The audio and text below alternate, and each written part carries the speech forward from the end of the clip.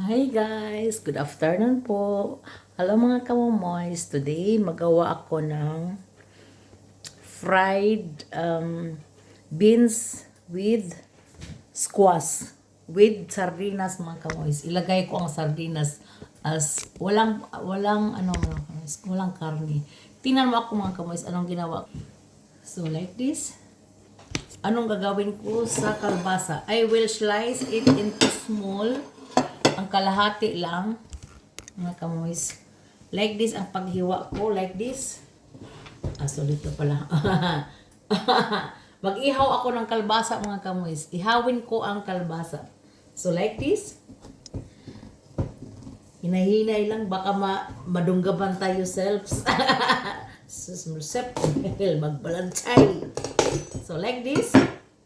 Ito ang, anong pangalan nito? Hokkaido mga kamoys. Itong squash na ito is Hokkaido from Japan. Di ba mga kamoys?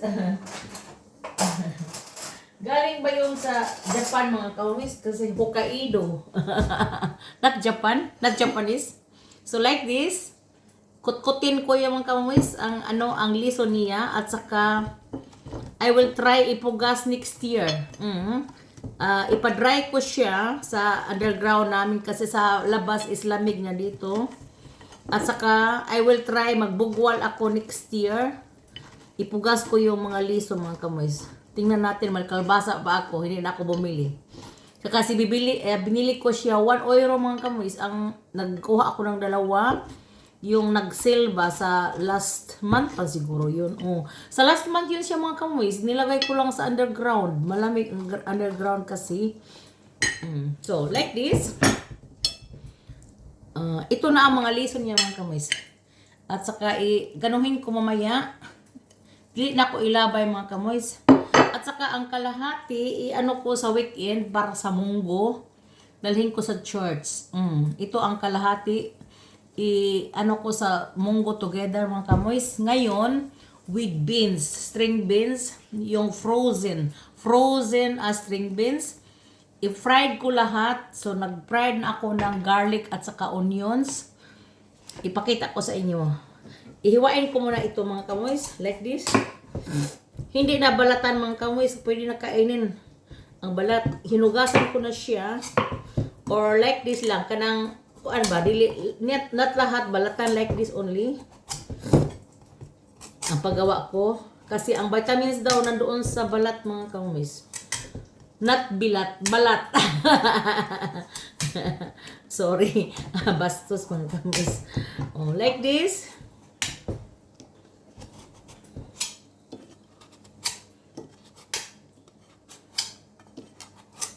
Ito ang pagbalat ko. Anong balat is panitan. In German is Schalen. It's E-L-E-N. Schalen. Panitan sa Bisaya, balatan sa Tagalog mga kamoys. So, ito. Then, I will slice into cubes. Cubes na lang siguro mga kamoys kasi yung string beans ko is like this big. So like this. Gislice nilang na automatic na yon mga kamoys, frozen kasi. Wala akong presko mga kamoys. Pwede din bilhin ng presko pero mahal. Sa frozen na lang, sa freezer na lang ako nagkuha kasi hindi ko nga akalain magawa ako dito. Pero wala akong ulam mga kamoys. Pinakain ko ni asawa ko yung itlog, ham at saka yung galing sa kahapon yung fried ko na longganisa from a friend. Nagbinta siya sa yung infeed party sa Mönchengladbach. Nagbili ako. So like this ang paghiwa ko mga kamoys. Parang cubes lang. In one. 2 in 1. Ang paghiwa ko, i-mix ko lang dito together sa mga kamoy sa string beans. Or ano kaya ang mauna maluto mga kamoy? String beans or kalabasa? Kalabasa is ano din, malambot.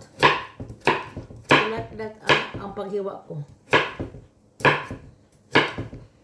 So, palakasan ko na ang itin ko na para i-ano ko lahat. I-ano ko together mga kamoys ang kalabasa at saka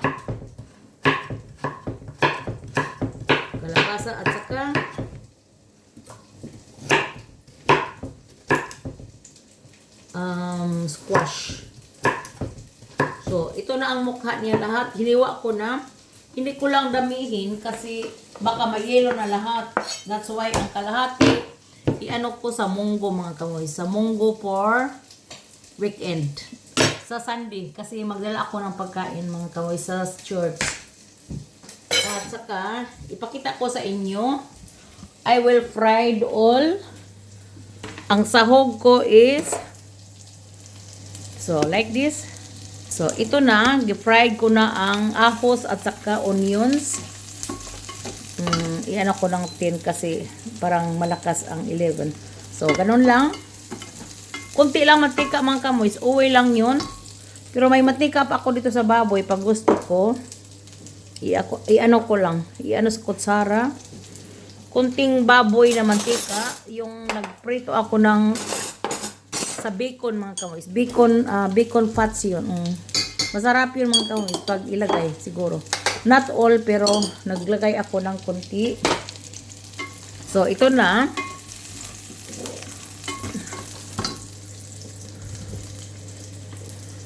At saka i-follow ko ang ito. Brown na mga kamoys. At saka ang sardinas sa last na. Ito mga kamoys, ligo na sardinas. Ligo. Ligo, I don't know sa Bisaya, ligo is maligo. Ligo. Maligo ka. Ano yun? Maligo is take a bath. I don't know what is ligo mga kamoys kasi yung ano din sa laruan dito sa amin, may ligo din mga kamoys. Pangalan ligo, yung mga laruan sa mga bata na plastic. Ligo din ang pangalan. So like this mga kamoys, ang paggisa ko sa onions, string beans at saka sa mamahalin kong kaldero mga kamoys, kawali. Sa mamahalin kong kawali, ginanap ko yung pagprito. Tingnan natin kung how many minutes maluto siya. At saka takpan ko siya mga kamoys. I will get the takip. Ito ang takip niyang mag-doorbell mga kamoys. Yung takip niya na mag-doorbell, I will show you. So like this. Ito ang takip na mag-doorbell. So, tingnan natin mag-doorbell ba siya mga kamoys. So, ito ang mamahalin kong kaldero, pam-salad master. Inutang mga kamoys kasi hindi maka-afford sa cash. Inutang, hindi na lang ako mag-holiday. At saka ito na 2 years hindi ako mag-holiday dan bayaran ko ito. At mayroon akong souvenir sa Salad Master. Pwede din ibenta pag wala lang pera mga kamoy. Sa ano daw ko no? Sa atin, sa ahensya, ano yan? Yung jewelry, ano ba? For example, Palawan, pwede pwede anong prenda, parehas alahas ba? I-prenda sa, sa jewelry store. So mga kamoys, ito na, tingnan natin how many minutes maluto siya. Just looky. At saka lagyan ko siya ng pepper and salt. Mga kamoys. At saka palasa.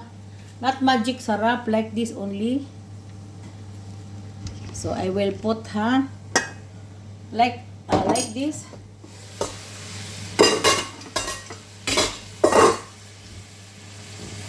So like this. Lagyan ko na siyang parang magic sarap pero not magic sarap, para pang vegetables yun mga kamoys. Vegetables cubes. Pwede din sa soap kanang kuan ba? Munggo soup or sa sinigang pwede din. At saka isang Maggi fix mga kamoys. Ito cubes, no? Parang magic sarap. At saka lagyan ko ng kunting asin mga kamoys. Kunti lang kasi yung magic sarap magic sarap mayroon na rin asin. So like this. Kunti lang asin yung mga kamoys. Pagkatapos yung pepper is also I have to grind. Hindi yung finished product, yung ako ang mag-grind mga kamoys. Like this, hindi.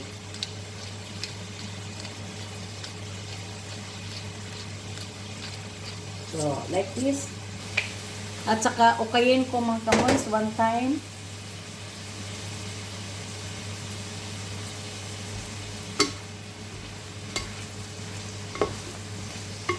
So, ang kalahati lang sa kalabasa mga kamoys ang ano ko ha. At saka, yung string beans is parang 200 or 300 grams.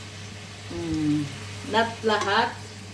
Pero konti na lang, inubos ko kasi